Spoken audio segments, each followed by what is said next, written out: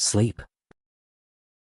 You spend a third of your life doing it, or trying to, or failing catastrophically at it while staring at the ceiling at 3 a.m. wondering if this is just your life now. Sleep is not optional. It is the most aggressive maintenance system your body runs, and it does not care about your schedule, your deadline, or your existential spiral. When sleep breaks, everything breaks. And for hundreds of millions of people, sleep is already broken. Insomnia. You lie down. Your body is exhausted. Your brain, however, has decided this is the perfect moment to replay every embarrassing thing you've ever said since 2004. Insomnia is not just trouble sleeping. It is a full hostile takeover of the one process your body needs most. Insomnia has been documented since antiquity. Ancient Roman physicians prescribed wine and opium. Medieval monks blamed demons. 18th century doctors recommended cold baths and boring books. Nobody was entirely wrong. Here is what is actually happening. Your brain cannot downshift out of hyperarousal. The sympathetic nervous system, the one responsible for fight or flight, stays activated when it should be standing down. Cortisol stays elevated. Core body temperature fails to drop. The brain keeps scanning for threats that aren't there. The result is a body physically ready to run from a lion while lying motionless in a memory foam mattress. Chronic insomnia is not just tiredness. It restructures the brain. Sleep-deprived prefrontal cortices make decisions like drunk teenagers. 1 week of sleeping 6 hours a night produces cognitive impairment equivalent to 2 full nights of no sleep, and the people experiencing it consistently rate themselves as fine. Your brain loses the ability to accurately measure how broken it is. Around 30% of adults experience insomnia symptoms at any given time. 10% have it chronically. Most of them have already Googled, "Why can't I sleep?" at 4 a.m., which is, medically speaking, not helping. I think you should subscribe.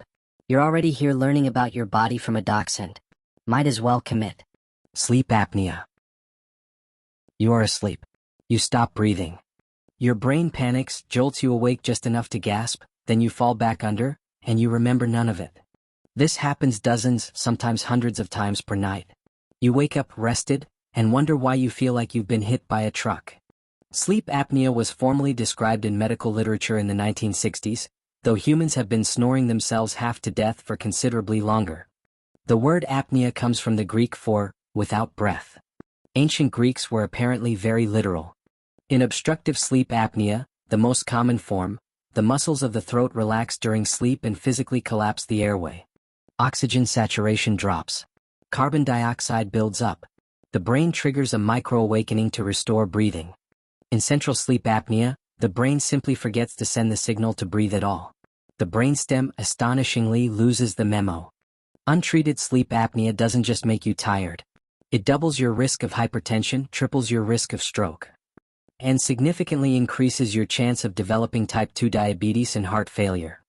Every apnea episode spikes cortisol and adrenaline. Every night, your cardiovascular system takes a beating it wasn't designed to absorb.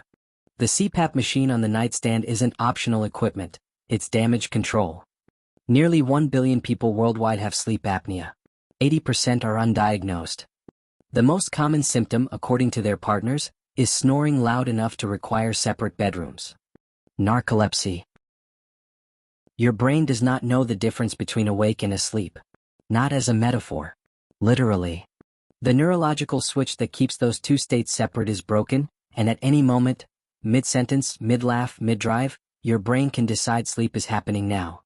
Narcolepsy was first described in the 1880s by French physician Jean-Baptiste Edouard Gelineau, who named the condition and spent years trying to convince colleagues it was real and not a performance.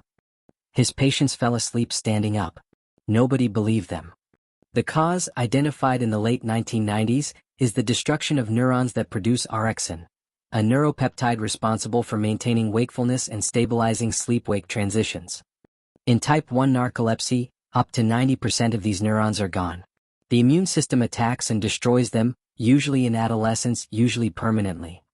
Narcolepsy includes cataplexy, sudden muscle paralysis triggered by strong emotion. Laughter, excitement, surprise, anger. The funnier the joke, the higher the risk of your knees buckling.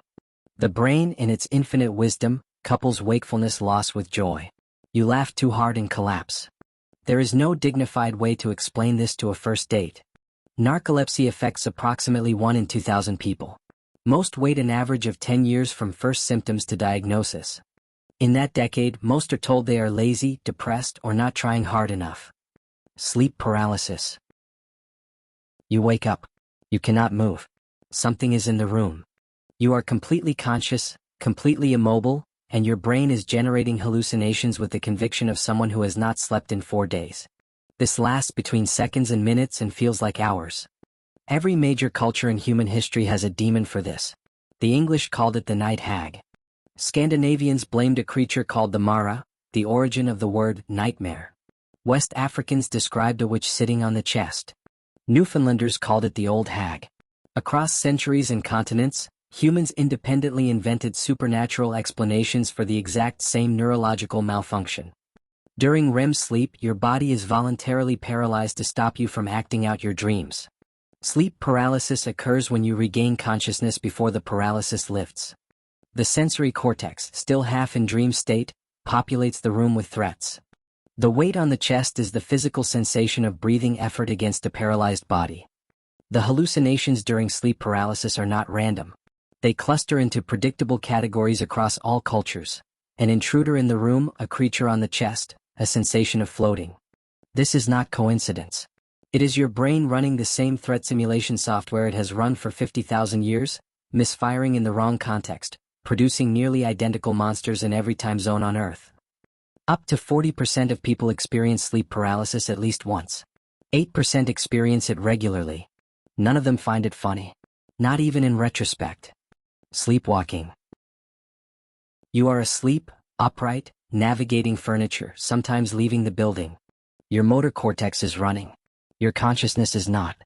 You are a body with no driver, executing complex behaviors with complete confidence and zero awareness. It should not be possible. It keeps happening. Sleepwalking was documented in ancient Greek medical texts and extensively in Shakespeare. Lady Macbeth's guilt manifesting in nocturnal wandering is arguably the most famous literary case. 18th century physicians classified it as a form of partial soul departure. They were wrong, but in fairness they had very little else to work with. Sleepwalking occurs during non-REM deep sleep, specifically slow-wave sleep. The motor regions of the brain activate while the frontal cortex, the part handling judgment, awareness, and the understanding that stairs exist, remains deeply asleep. The result is purposeful-looking behavior generated by a brain that is, structurally speaking, mostly off. Sleepwalkers have performed acts of extraordinary complexity during episodes, cooking full meals, driving vehicles, sending emails. And in several documented legal cases, committing acts of violence, with zero conscious awareness and zero memory afterward. Courts in multiple countries have accepted sleepwalking defense as a legitimate legal argument. Your Honor, my client was asleep. The body did it. Sleepwalking affects up to 4% of adults and 15% of children. It runs in families. If both your parents were sleepwalkers, your chances of joining them in the hallway at 3 a.m. are approximately 60%. Restless leg syndrome. Your legs need to move. Not because they are tired. Not because you are anxious. Because something inside them, some misfiring electrical insistence that medicine has not fully explained, demands movement specifically and exclusively when you are trying to sleep. The moment you stop, it starts. The moment you move, it stops. You spend the night in a negotiation with your own nervous system, and the nervous system does not compromise. RLS was first formally described by Swedish neurologist Carl-Axel Ekbom in 1945, and for decades after was dismissed as psychosomatic. Patients were told they were anxious, dramatic, or attention-seeking. Some of them were all three. The RS was still real. The mechanism involves dopamine dysregulation in the basal ganglia, the brain's motor control center. Iron deficiency in the brain, even when blood iron levels appear normal, is consistently implicated. The circadian rhythm exacerbates it. Dopamine naturally drops in the evening, which is exactly when RLS peaks. The body manages to schedule its worst symptoms for precisely when you most need to be still. RLS is associated with significantly elevated rates of cardiovascular disease, depression, anxiety, and early mortality. Not because RLS causes these directly, but because the chronic sleep disruption it produces compounds into systemic damage over years. The condition itself is uncomfortable. The accumulated debt of 10,000 sleepless nights is something else entirely.